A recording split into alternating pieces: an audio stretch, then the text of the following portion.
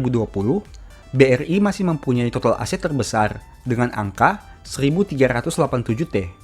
Sedangkan aset terkecil berada di Bank BTN dengan angka 314 T.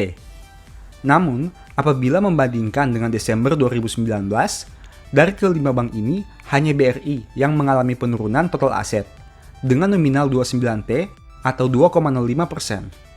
Sedangkan, jika melihat dari sisi pertumbuhan, Bank BCA masih mencatat pertumbuhan tertinggi dengan kenaikan total aset sebanyak 57 T atau 6,21%. Kedua, dari sisi kredit neto atau pinjaman yang diberikan. Dari data ini bisa dilihat bahwa penyaluran kredit terbesar masih dipegang oleh BRI dengan angka 833 T. Sedangkan BTN menduduki peringkat terbawah dengan nominal 215 T. Apabila mengamati pergerakan dibanding tahun 2019, Bank Mandiri mencatat penurunan tertinggi sebesar 59 T atau turun 6,90%. Sedangkan BNI menjadi satu-satunya bank yang bisa meraih kinerja positif, meskipun dengan pertumbuhan yang hanya sekitar 1 T atau 0,19%. Ketiga, dari sisi total liabilitas. Untuk total liabilitas, Bank BRI juga memegang posisi tertinggi dengan angka 1.172 T, dan Bank BTN masih menduduki posisi terendah dengan liabilitas 280 T. Bagaimana dengan pertumbuhannya? Jika diamati, sampai triwulan 2 2020, BRI menjadi satu-satunya bank yang mencatat penurunan liabilitas, yaitu minus 11 T atau 0,93%. Sedangkan peningkatan terbesar ada pada Bank BCA sebesar 8,11%. Meskipun secara nominal kenaikan BCA hanya 60 T dan tentu masih kalah dengan kenaikan Mandiri yang mencapai 69 T. Keempat, dari sisi dana pihak ketiga atau total giro, tabungan, dan deposito. Dari data ini, kita bisa melihat bahwa BRI mendominasi posisi pertama dengan angka 1044 T. Namun, apabila melihat pertumbuhan secara persentase, BNI menduduki posisi tertinggi dengan angka 8,42%, meski secara nominal masih kalah dengan BCA yang tumbuh 57 T. Kelima, dari sisi total ekuitas. Untuk ekuitas, Bank BRI masih juga menduduki peringkat pertama dengan nominal 185,41 T. Namun, sampai triwulan 2 ini, terlihat semua bank mengalami penurunan kinerja yang disebabkan naiknya pencadangan kredit dengan nominal yang signifikan. Penurunan terbesar ada pada Bank BTN sebanyak 28,20%. Namun, secara nominal masih diduduki Bank Mandiri dengan penurunan 25 T. Keenam, dari sisi pendapatan bunga. Untuk pendapatan bunga, tidak lain tidak bukan masih dipegang oleh BRI dengan angka 56,57 T. Tapi, hal yang sama juga terjadi untuk penurunan terbanyak di triwulan ini, sebesar 5,75% atau 3,45 T. Berbeda dengan BRI, BCA masih mencetak pertumbuhan pendapatan bunga sebesar 5,65% dengan nominal 1,76 T. Ketujuh, dari sisi beban bunga. Untuk beban bunga, BRI juga berada di posisi pertama dengan nominal 20,07 T.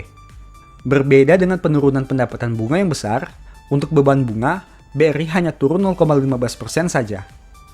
Di sini kita bisa melihat, BCA lah yang mempunyai penurunan terbesar di angka 11,99% atau 0,80 T. Kedelapan, dari sisi net income. Terkait laba rugi, ternyata BRI tidak lagi menduduki posisi pertama, karena labanya turun cukup besar di angka 37,07% atau 5,99 T. Posisi pertama digantikan oleh BCA dengan perolehan laba sebesar 12,24 T, di mana bank ini hanya mengalami penurunan sebanyak 4,82%. Angka yang sangat kecil jika dibandingkan penurunan 4 bank lain yang mencapai 20-40%. Nah, kamu sudah tahu kan kenapa laba BCA hanya turun tipis? Kita sudah membahasnya secara sepintas. Jika kamu belum menyadarinya, silahkan nonton video ini dari awal ya. Kesembilan, dari sisi valuasi. Untuk PER, tentu kita bisa melihat BCA mempunyai valuasi tertinggi di angka 32,83 kali. sedangkan BNI mempunyai angka terendah sebanyak 10,83 kali. Dari sisi PBV, BCA juga mempunyai valuasi tertinggi di angka 4,75 kali, dan BNI masih mempunyai angka terendah, yaitu 0,88 kali. Kesimpulan dari video ini adalah 1. Dari aspek neraca dan laba rugi, BRI paling unggul untuk total aset, kredit, liabilitas, DPK, ekuitas, pendapatan, dan beban bunga. Namun, posisi laba terbesar kini berpindah ke Bank BCA, karena BRI mengalami penurunan laba sekitar 30% di triwulan ini. 2. Meski mempunyai laba terbesar di angka 12,24 T, namun BCA mempunyai valuasi yang paling mahal, dengan PER 32,83 kali dan PBV 4,75 kali.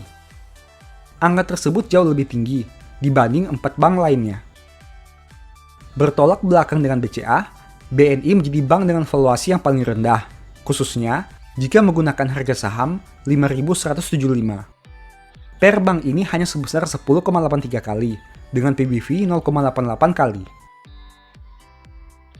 Untuk Mandiri, secara nominal hampir sejajar dengan BRI untuk beberapa pos yang sudah kita bahas tadi. Valuasinya juga masih lebih rendah dibanding BRI. Namun, dari segi penyaluran kredit, bank ini mengalami penurunan paling besar di angka 59 T atau 6,90%. 5. Bank terakhir, yaitu BTN. Dari keseluruhan aspek yang dibahas, bank inilah yang paling rendah secara nominal. Ekuitasnya juga mengalami penurunan yang paling signifikan di angka 28,20%. Namun, jika melihat valuasinya, BTN masih cukup rendah dengan PER 10,90 kali dan PBV 0,98 kali, meskipun tidak serendah BNI. Nah, setelah melihat pembahasan detailnya, menurut kamu, di antara 5 bank tadi, bank mana yang layak untuk dibeli dan disimpan dalam jangka panjang? Tulis di kolom komen ya.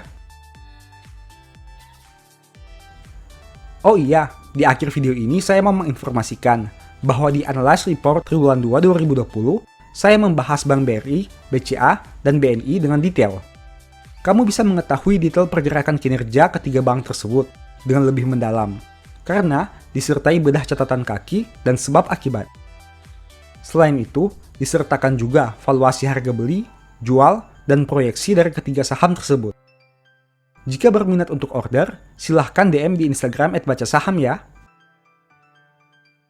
Sebagai penutup, saya mau mengutip satu statement yang semoga bisa menjadi semangat bagi teman-teman ya.